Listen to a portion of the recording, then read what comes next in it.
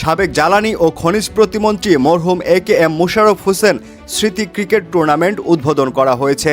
A K M. Mosharraf Hossain স্মৃতি cricket tournament পরিচালনা পর্ষদের আয়োজনে শনিবার সকাল 11টায় মুক্তাগাছার আরকে উচ্চ বিদ্যালয় মাঠে এই টুর্নামেন্টের উদ্বোধন করা হয়।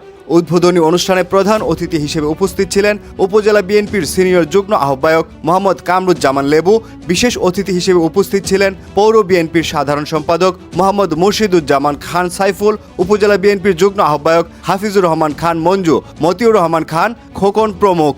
অনুষ্ঠানে উপজেলা স্বেচ্ছাসেবক দলের সদস্য সচিব সাইফুজ্জামান সাইদ বলেন, মুক্তাগাছার আপামর জনতার প্রিয় মানুষ ছিলেন এ.কে.এম. মোশাররফ হোসেন। তার স্মৃতিতে এই আয়োজন করতে পেরে আমরা গর্বিত।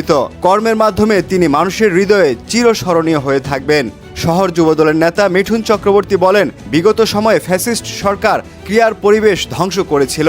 আমরা সবাই মিলে সেই আমেজ ফিরিয়ে আনার চেষ্টা করছি। এ.কে.এম. মোশাররফ হোসেন এই অঞ্চলের খেলাধুলার এক নতুন যুগের সূচনা করেছিলেন। আমরা তার স্মৃতিকে ধরে রাখতে এই আয়োজন করছি।